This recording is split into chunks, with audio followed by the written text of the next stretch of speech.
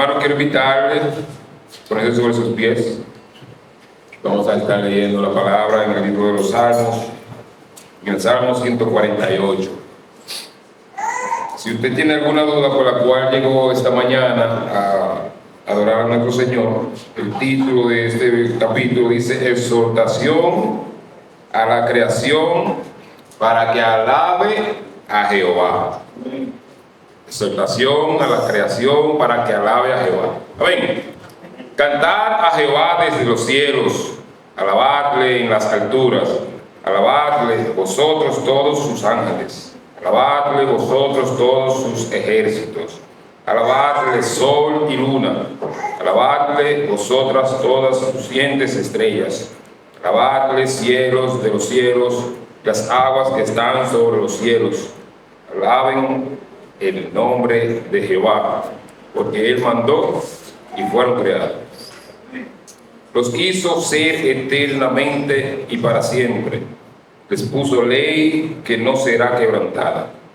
Alabad a Jehová desde la tierra, los monstruos marinos y todos los abismos, el fuego y el granizo, la nieve y el vapor, el viento de tempestad que ejecuta su palabra, los montes y todos los collados, el árbol de fruto y los cedros, las bestias y todo animal, reptiles y volátiles, los reyes de la tierra y todos los pueblos, los príncipes y todos los jueces de la tierra, los jóvenes y también las doncellas, los ancianos y los niños, alaben el nombre de Jehová, porque solo su nombre es enaltecido.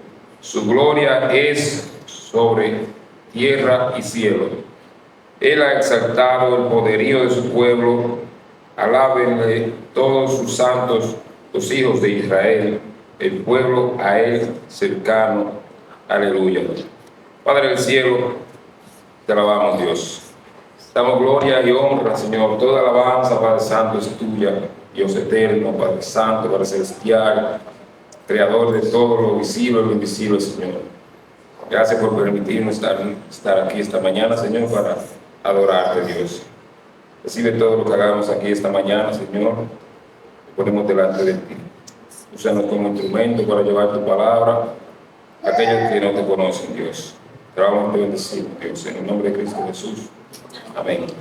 Ahora yo le digo, si usted está dentro de esa lista, que creo que ahí está todo, pido de corazón que alabe a nuestro Señor. Amén. Desde los montes hasta el mar resuena un canto sin cesar. Toda la creación le alaba.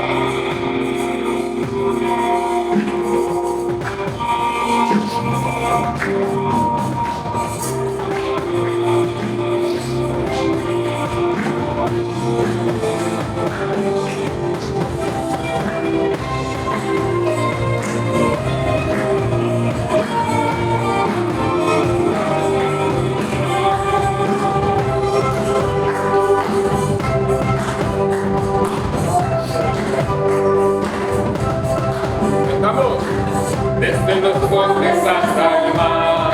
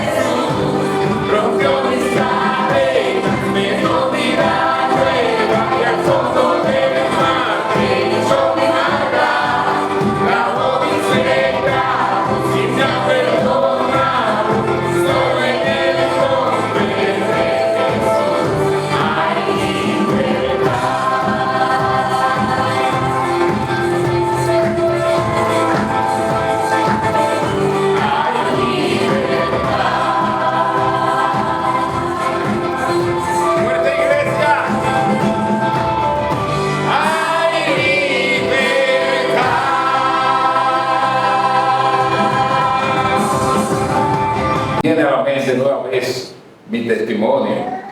Y sé que a muchos también le llega cómo éramos antes de conocer a nuestro Señor. Sin esperanza me encontraba yo, muerto y perdido. ¿Sabes lo que significa eso? Estaba muerto y perdido. Era hijo de ira, era enemigo de Dios, estaba separado. Y mi corazón cada día lo rechazaba. A veces le hablamos a alguien de Cristo y dice, viene a hablarle a uno, a la que confrontaba con sus palabras. Pero dice también el coro, más Dios muestra su amor para mí, que aún siendo un pecador, derramó su sangre. Vamos a cantar esta canción como un testimonio de fe y de alegría que hemos sido reconocidos por nuestro Señor.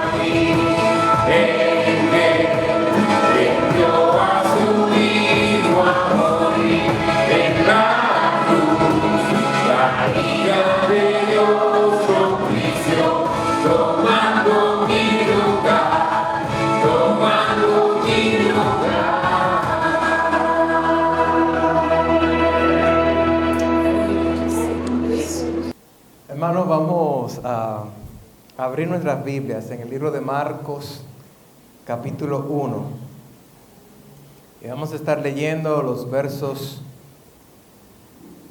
16 al 20.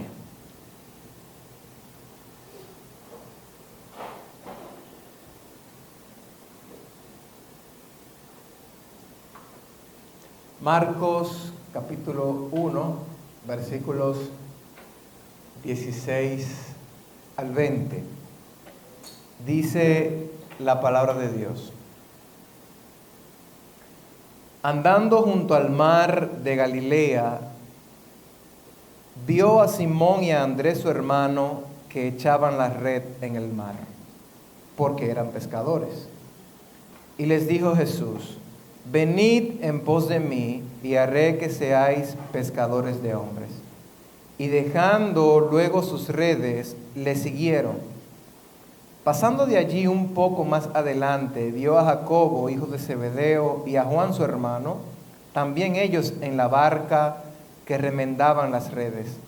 Y luego los llamó, y dejando a su padre Zebedeo en la barca con los jornaleros, le siguieron. Oremos. Padre, en el nombre de Jesús, bendecimos tu nombre. Hemos cantado, Señor, alabanzas a tu glorioso nombre. Hemos reconocido en ella, Señor, que tú eres el Rey, que tú eres el Señor, que tú eres nuestro libertador y que tú volverás por tu pueblo. Señor, permítenos a través de tu palabra ver tu grandeza, reconocer tu grandeza, entender el valor de Cristo, entender su grandeza, entender su majestad. Y ayúdanos, oh Dios, a responder con humildad, a postrarnos delante de su presencia. En el nombre de Jesús. Amén. Este suceso histórico que acabamos de leer en el libro de Marcos, capítulo 1, versículo 16 al 20, también lo encontramos en Mateo, capítulo 4, su versículo 18 al 22, y en Lucas, capítulo 5, su versículo del 1 al 11. Y podemos notar que lo que Marcos y Mateo narran en 5 versículos, Lucas lo hace en 11 versículos.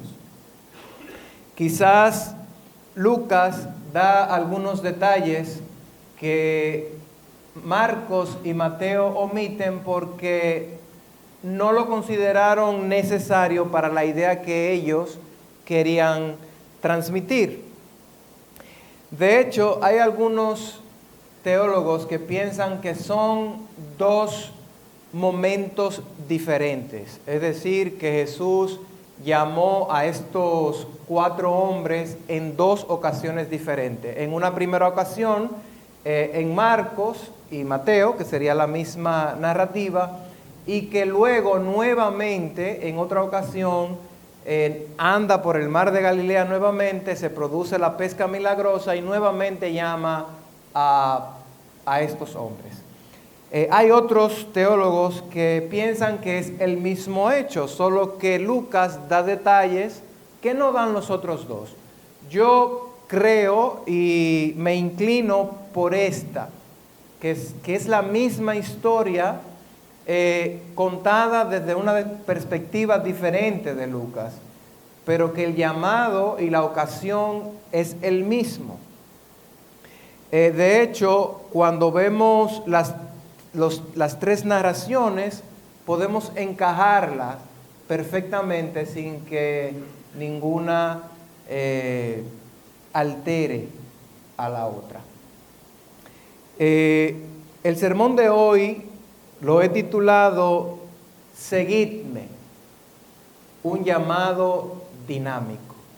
Seguidme, un llamado dinámico, porque, como veremos, el llamado del Señor Jesús involucra una acción de nuestra parte. Es decir, que el llamado de Jesús no es pasivo, sino que es un llamado dinámico. Es un llamado no a quedarnos sentados, sino un llamado a seguirlo para aprender de Él.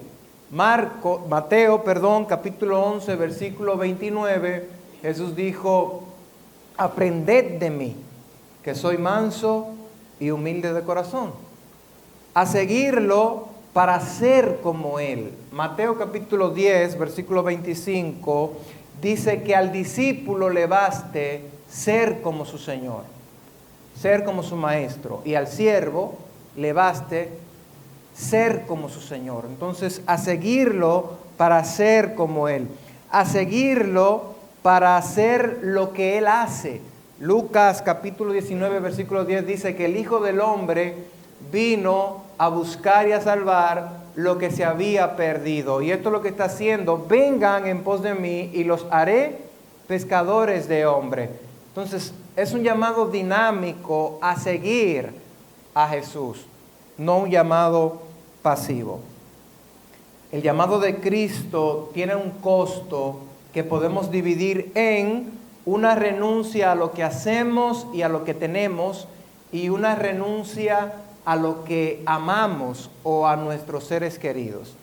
Por un lado, Jesús nos llama. Cuando Jesús nos llama, no espera que nosotros estemos desocupados, sino que si queremos seguirlo, debemos estar dispuestos a abandonar, a soltar, a dejar, a deshacernos de cualquier cosa que tengamos para seguirlo a Él. Y eso es dinamismo. Por otro lado, cuando nos llama, Él espera que lo amemos más a Él que a cualquier otra persona o que a cualquier otra cosa. También el llamado de Jesús tiene una gran encomienda. Dice: ser pescadores de hombres. Entonces, podemos resumir el mensaje en una sola frase, que a lo mejor, si usted no se acuerda de todo el sermón, por lo menos puede acordarse de esta frase y ya estaría recordando todo el sermón. Seguir a Cristo implica renunciar a mis logros, renunciar a mis seres queridos y cumplir la gran comisión. Seguir a Cristo implica renunciar a mis logros, renunciar a mis seres queridos y cumplir la gran comisión.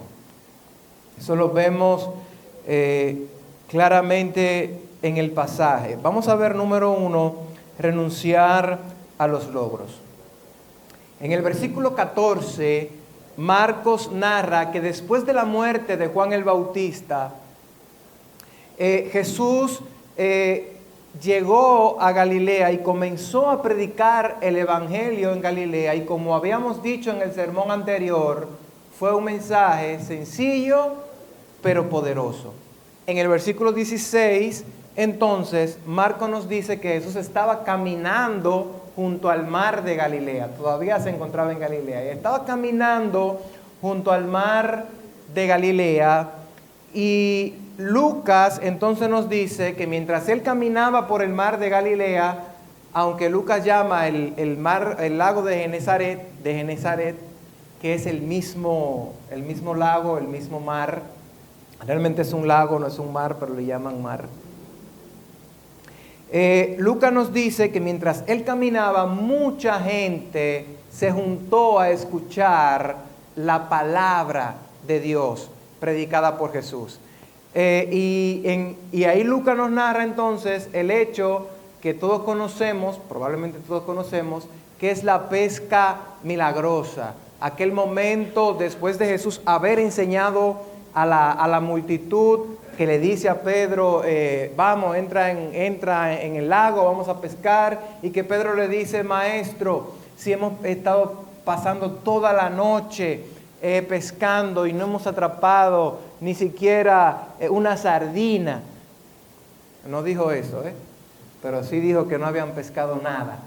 Pero que por tu palabra vamos a echar la red. Y echaron la red y atraparon tantos peces como ustedes saben, que se llenaron las dos barcas. La barca de Pedro y Andrés, su hermano, y ellos le hicieron seña a Jacobo y a Juan, que eran compañeros de pesca, y también llenaron ambas barcas, de tal modo que dice la Biblia que se hundían las barcas. Entonces, todos estos detalles nos lo da Lucas. Y después de esto, Marcos nos presenta a 4 hombres ocupados en su trabajo. Marcos nos presenta a 4 hombres ocupados en su trabajo. Lo podemos ver en el texto, ahí Marcos 1:16. Podemos ver que dice que Simón y Andrés, su hermano, echaban la red. Y hace el énfasis, ¿por qué echaban la red? Porque eran pescadores, ese era su trabajo, esa era su función, esa era su profesión, de eso vivían. Entonces, y luego en el versículo 19 nos dice que Jacobo y Andrés recogían la red. Estaban en el barco también, no en el mismo de Pedro porque ellos tenían su propia barca. Estaban en la barca y recogían la red. ¿Por qué recogían la red? Porque también eran pescadores. Era su trabajo, era su función. Entonces Marcos nos presenta a 4 hombres que están ocupados en su trabajo. Jesús no va a esperar a que te desocupes para llamarte. Porque si Jesús fuera a esperar a que nos desocupemos para llamarnos, nunca nos va a llamar, porque nosotros somos expertos ocupándonos en cosas. Sean cosas productivas o sean cosas que no sean productivas, nosotros somos expertos ocupándonos. Y si Jesús va a esperar a que nos desocupemos, pues no nos va a llamar. Y Jesús llama a estos 4 hombres cuando estaban ocupados, cuando estaban trabajando. El trabajo no impidió a Jesús acercarse a estos hombres, pero tampoco el trabajo impidió que estos hombres respondieran al llamado que Cristo le estaba haciendo. En Lucas capítulo 9, su versículo 57 al 62, nos narra la historia de un hombre que voluntariamente se ofrece a seguir a Cristo. Y le dice, maestro, voy a seguirte. No sabemos los motivos por los cuales este hombre quería seguir a Jesús. Lo que sí sabemos es que Jesús ya se había hecho famoso. Ya mucha gente lo estaba siguiendo. A lo mejor este hombre aspiraba a ser famoso. Míralo, está caminando con el maestro. Mírenlo cómo va ahí. ¡Wow! Y a lo mejor se hizo ese mundo en su cabeza de cuánta fama y cuánta admiración iba a lograr siguiendo a Jesús. No lo sabemos porque no lo dice. Lo que sí sabemos es que no siguió a Jesús porque después de la respuesta que Jesús le dio, este hombre se quedó mudo. No dice la Biblia más nada acerca de este hombre. Jesús le dijo, bueno, maestro, voy a seguirte. Y Jesús le dijo, bueno, las zorras tienen cuevas y las golondrinas tienen nidos donde ponen su polluelo, pero el Hijo del Hombre no tiene ni siquiera donde recostar la cabeza. Con esa respuesta ese hombre quedó mudo. No siguió a Jesús. A lo mejor la expectativa que hizo en su cabeza, el mundo que se hizo, dijo, no, pero no es esto lo que yo quiero. Y entonces se queda mudo y no sigue a Jesús. Pero en la misma narrativa, Jesús le dice a otro hombre, ven, sígueme. El mismo llamado que le hizo a estos 4 hombres, a Pedro, Andrés, Jacobo y Juan, ven, sígueme. Lo único que la respuesta fue diferente. Este hombre estaba muy ocupado como para seguir a Jesús. Él le dice, maestro, deja que primero entierre a mi papá. Lo que el texto no dice era que su papá había muerto. Y si estaba muerto, ¿por qué no estaba en el velorio de su papá con los preparativos funerarios y estaba ahí donde Jesús?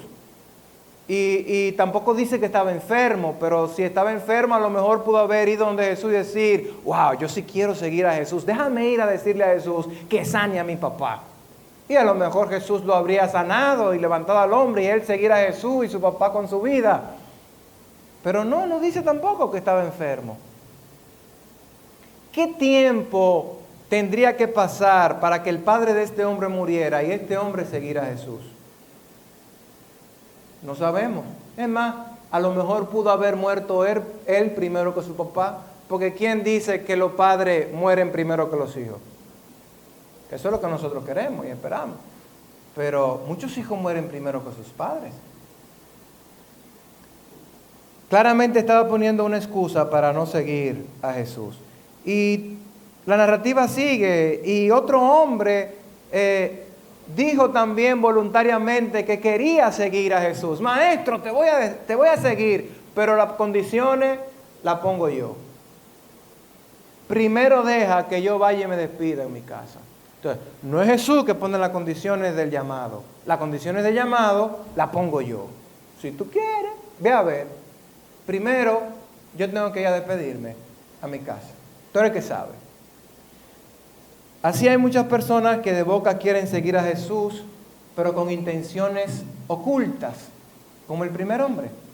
Hay muchos otros que ni siquiera tienen el tiempo para seguir a Jesús, como el segundo.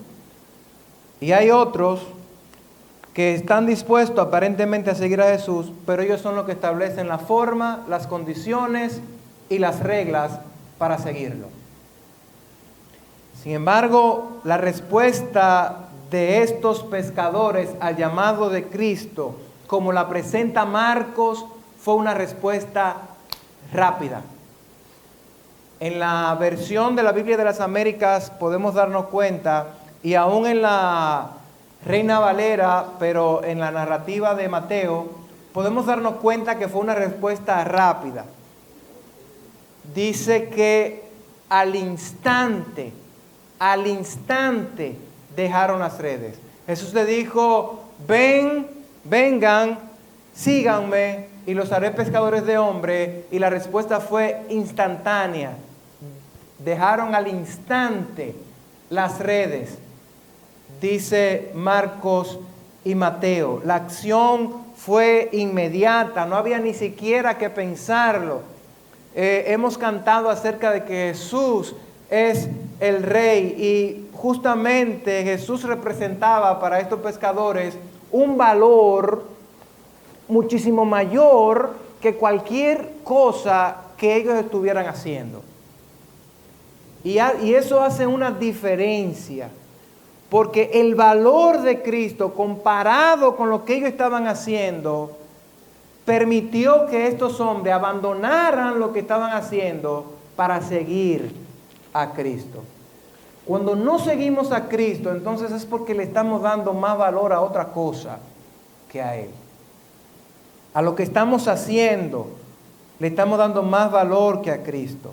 Ahora, mientras Marcos nos presenta la ocupación de estos hombres, es decir, que estaban ocupados, estaban trabajando, Lucas lo presenta desde la perspectiva del valor que tenía lo que ellos estaban haciendo. ¿Qué representaba ese trabajo para ellos? En el versículo 11, Lucas dice, después de la pesca, que Jesús lo llama, que dejándolo todo, le siguieron. Mientras Marcos dice que al instante dejaron las redes, Marcos dice al instante dejaron las redes, Lucas dice dejándolo todo. Esto muestra una acción no rápida, sino una acción decisiva, y también nos deja ver el valor de lo que ellos estaban haciendo. Dejándolo todo, le siguieron. Entonces,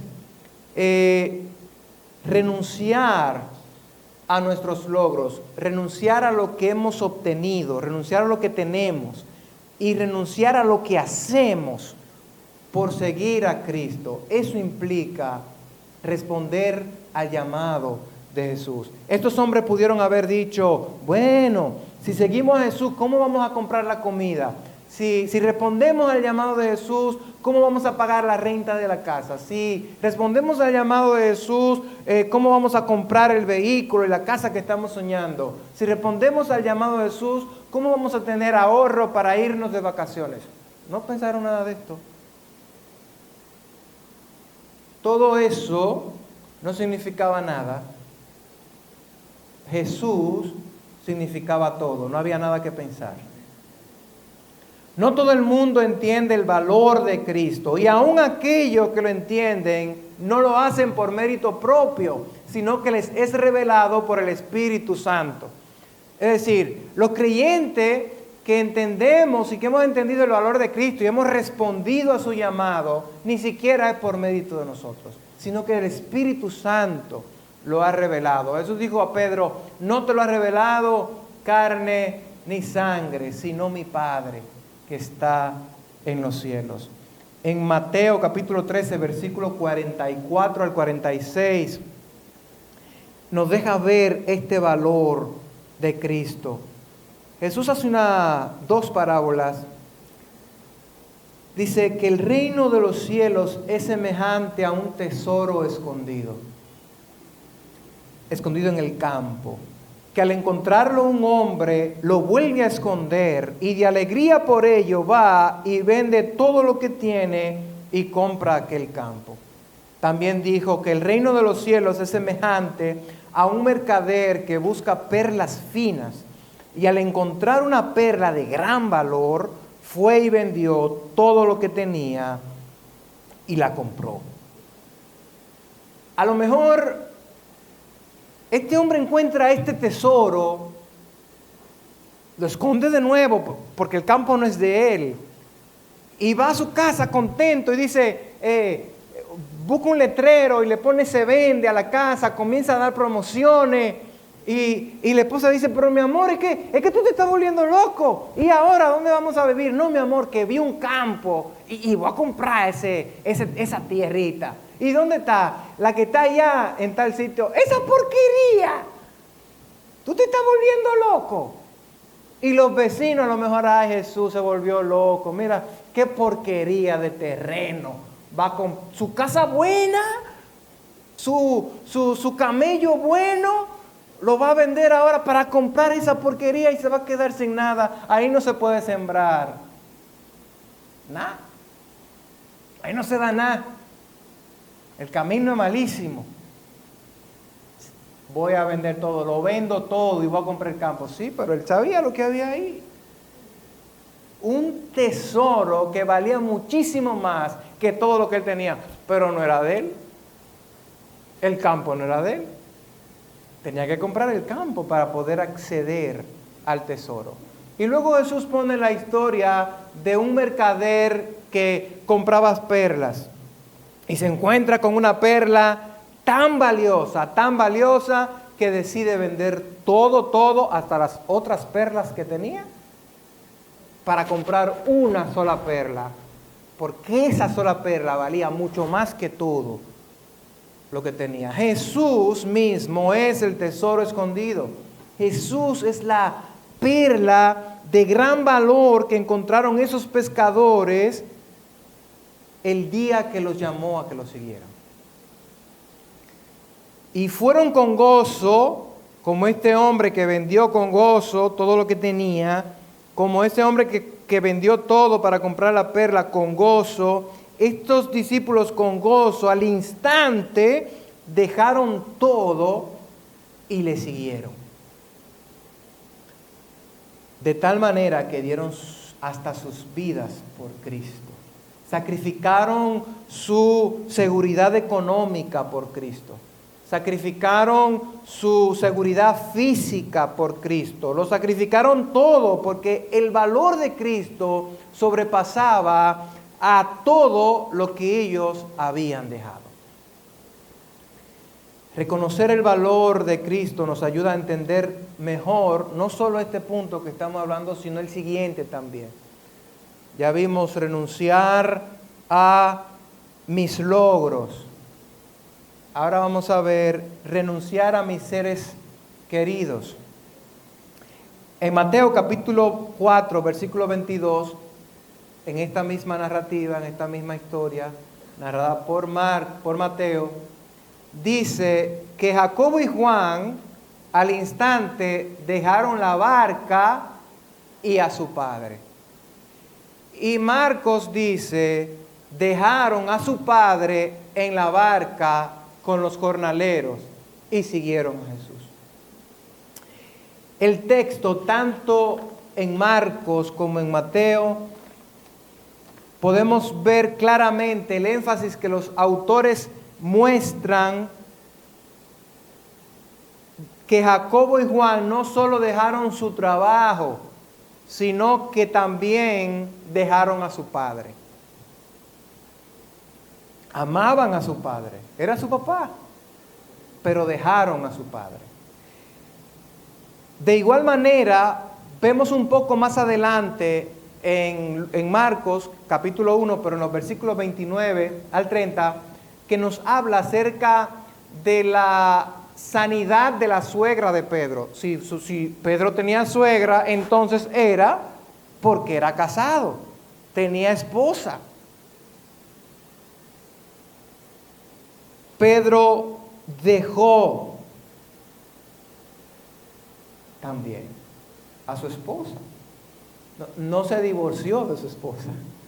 Estamos en el contexto de darle prioridad a Cristo. Y vale aclarar que cuando hablamos que dejaron a sus seres queridos, no estamos diciendo que lo abandonaron a su suerte, vayan a ver cómo ustedes hacen, cómo ustedes resuelven.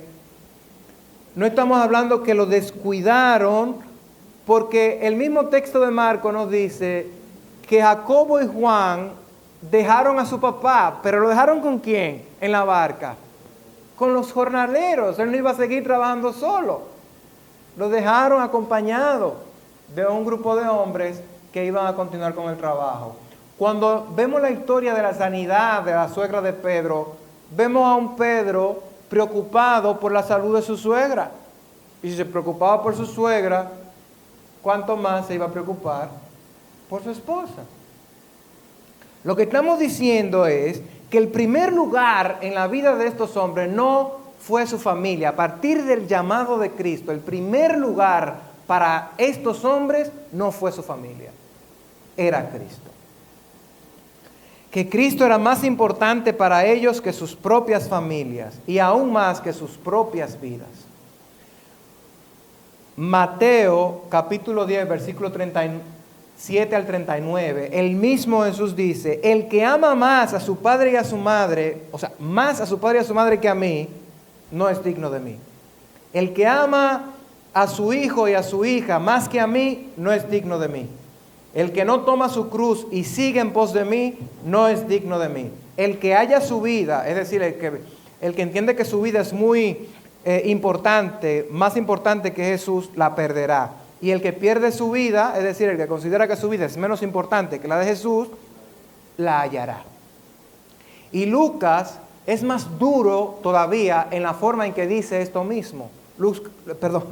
Lucas dice,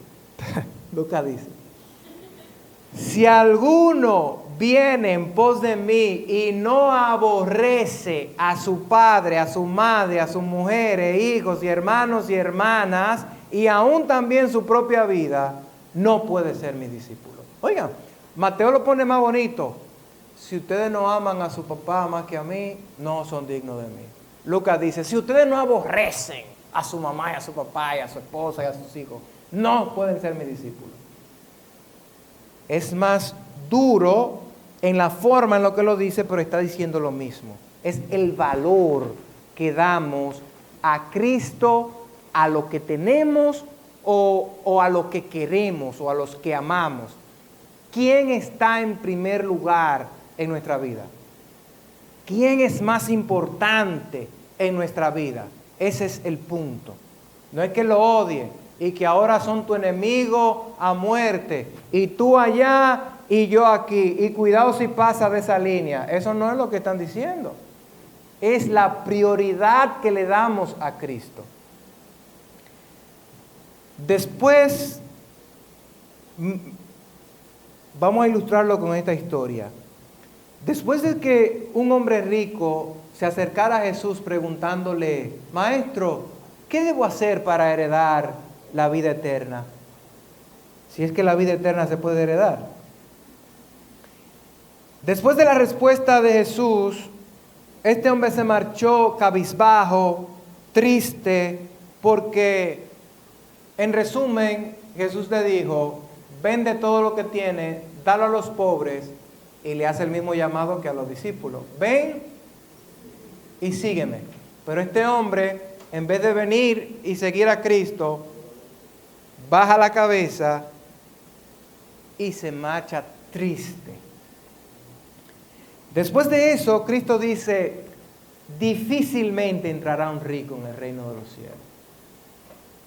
Y los discípulos se sorprenden y dicen: ¿cómo?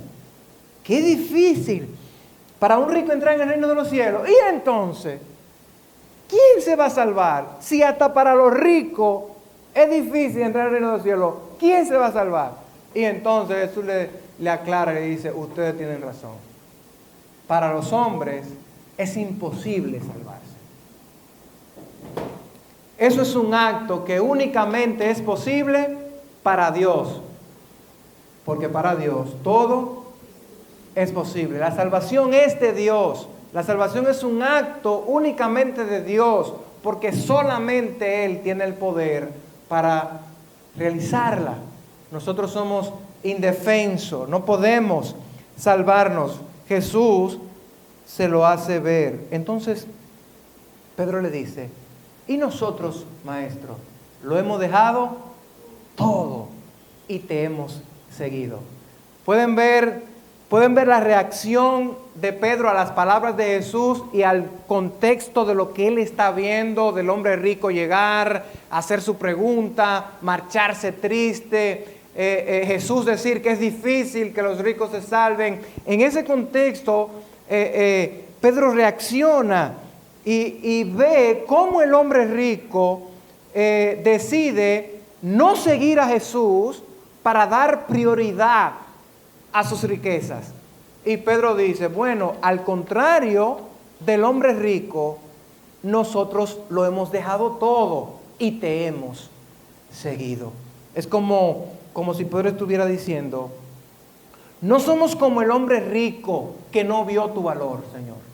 No somos como el hombre rico que no vio tu grandeza, Señor. No somos como el hombre rico que no vio tu majestad. Tú eres el Rey del universo y nosotros lo hemos dejado todo y te hemos seguido. Entonces Jesús le responde: en verdad les digo que no hay nadie que haya dejado casa, o hermanos, o hermanas, o padre, o madre, o hijos, o tierra por mí y por causa del Evangelio, que no reciba 100 veces más ahora en este tiempo, casas, hermanos, hermanas, madres e hijos y tierra junto con persecuciones, y en el siglo venidero la vida eterna. La respuesta de Jesús, su promesa, es que no hay nadie que haya dado el valor que Cristo merece. No hay nadie que haya puesto al Señor Jesús en primer lugar en su vida. No hay nadie que se haya despojado de todo por seguir a Cristo, que no reciba 100 veces más en esta vida y en el siglo venidero la vida eterna. Ahora, aún falta algo para completar el texto en esta mañana. Y es que el llamado de Jesús, seguir a Jesús, no solamente implica renunciar a mis logros, renunciar a mis seres queridos, también implica un tercer punto que vemos en el versículo 17. Jesús dijo: venid a mí, venid en pos de mí y os haré pescadores de hombres. Y ahí está el tercer punto: cumplir con la gran comisión. Renunciar a mis seres queridos, renunciar a mis logros, renunciar a mis seres queridos y cumplir con la gran comisión. Síganme y los haré pescadores de hombres. A estos 4 hombres son llamados a venir a Cristo para ser entrenados por Él. Fíjense que Él les dice, venid en pos de mí o síganme y los haré pescadores de hombres. Todavía ustedes no son pescadores de hombres, yo los haré pescadores de hombres. Así que el llamado en ese momento de Jesús fue un llamado a seguirlo para entrenarse. ¿Cuál era el propósito del llamado? Ser pescadores de hombres, pero todavía no estaban listos, tenían que entrenarse. Así que anduvieron un tiempo con Jesús y luego, a modo de entrenamiento, los 12 son enviados a predicar el evangelio del reino. Y más adelante ya no son 12, ahora son 70 que son enviados a predicar el evangelio del reino. Todavía todo eso era entrenamiento, porque el llamado a ser pescadores de hombres lo realizaron después de la resurrección de Cristo. Después que Jesús resucita, los discípulos son enviados a hacer más discípulos en todas las naciones con el poder del Espíritu Santo. Mateo 28, 18 al 20. Jesús dice, toda autoridad me es dada en el cielo y en la tierra, por tanto, id y haced discípulos a todas las naciones, bautizándolos en el nombre del Padre, del Hijo y del Espíritu Santo, enseñándoles que guarden todas las cosas que los he mandado, y he aquí, yo estoy con ustedes todos los días hasta el fin del mundo. Y Hechos capítulo 1 versículo 8 dice que recibiréis poder cuando haya venido sobre vosotros el Espíritu Santo, y me seréis testigos en Jerusalén, en toda Judea, en Samaria y hasta lo último de la tierra. Fíjense, ya habían sido entrenados por Cristo. Jesús muere y resucita y le dice, todavía no vayan, esperen que llegue el poder del Espíritu Santo, porque no son ustedes los que van a convencer a las personas, es el Espíritu Santo. Así que esperen que llegue el poder del Espíritu Santo. Ya sabemos que en Pentecostés descendió el Espíritu Santo y Pedro predicó un sermón evangelístico y se arrepintieron 3,000 personas, y después vuelve y predica y se arrepienten como 5,000 personas, pero no por el poder de Pedro, sino por el poder de la palabra y del Espíritu Santo. Ahora, en principio, los discípulos se limitaron a predicar solamente en Jerusalén, aunque no estaban tan cómodos porque tenían persecución de los líderes religiosos de la época. De hecho, llegaron a azotarlos, llegaron a amenazarlos, pero se quedaron ahí en Jerusalén. Pero el llamado era predicar en Jerusalén, en toda Judea, en Samaria y hasta lo último de la tierra. Así que, ¿qué pasa? Después de la muerte de Esteban se desata una persecución contra la iglesia. Así que tuvieron que salir corriendo, y a donde quiera que iban, entonces predicaban la palabra en todo el imperio romano. Así que tuvieron que predicar en Judea, tuvieron que predicar en Samaria y tuvieron que predicar en todo el imperio romano, por gusto o por necesidad, por la fuerza. Nosotros tenemos un llamado claro, hermanos, tenemos una encomienda clara y tenemos el poder del Espíritu Santo. ¿Qué estamos esperando para cumplir con la misión que el Señor Jesucristo nos ha encomendado? ¿Estamos esperando que se desate una persecución? Porque si Dios tiene que hacerlo nuevamente, lo va a hacer. Y lo ha hecho muchas veces en la historia.